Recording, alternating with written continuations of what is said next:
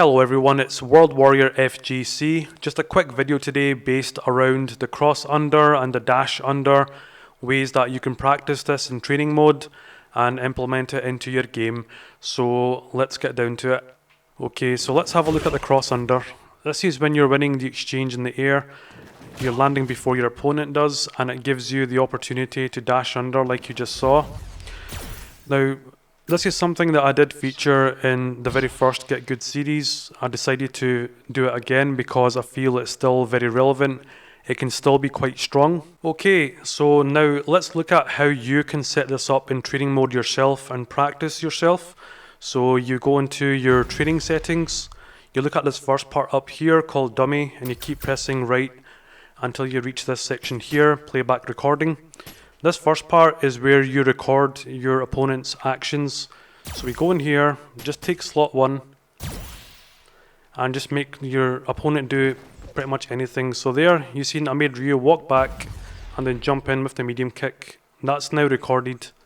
So to play this back, all I have to do is just press on in this second section here. So if we now go back into the game, Ryu's going to be basically doing this one action over and over. Okay, so that's us now ready to keep practicing this over and over. What I'd recommend is to keep trying it as much as you can. I know it may sound a bit boring, but this essentially is to help work your muscle memory and to recognize the distance of your character and your opponent. You can dash under at different ranges, different heights, and it's just really to improve your muscle memory and to improve your overall awareness of the situation, so you can get a very good kind of feel and gauge of when you can and can't cross under. Because sometimes if you do it too late, you're going to basically dash and land in front of them, and you know that's not what you want. You want the more ambiguous kind of option. You want to land behind. Okay, so my main tip for this is something that you shouldn't really use too often. The reason why, because if you're doing it, a lot, or you're doing it every single time, it becomes too predictable. Each time you're winning these air exchanges, your opponent is going to be pretty much expecting that you're going to be dashing under.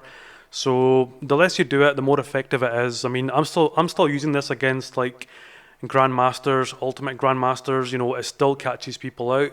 That's why it's so good. It's effective. The more variety that you're adding into your gameplay, the better things will work out for you.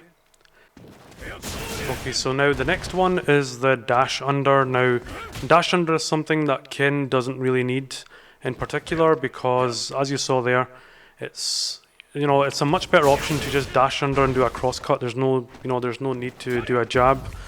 There are certain characters in the game where a dash under works out a lot more effective. Some people can get a double dash under. They can do some crazy mix-ups. So let's have a look at a different character to see what kind of things they can utilize with dashing under.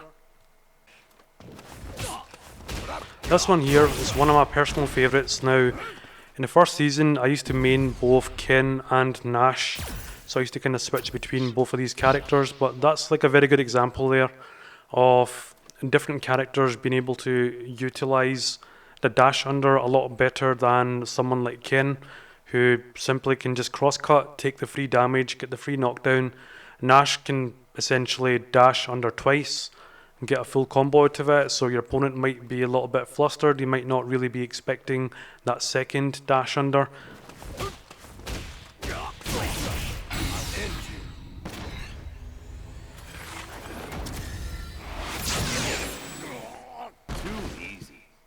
Okay, so that now brings us to the end of this video. If you enjoyed the content, please like and subscribe. Don't forget to hit that notification icon so you don't miss any future videos. And again guys, thank you very much for tuning in, and I guess I'll catch you guys next time. Take care.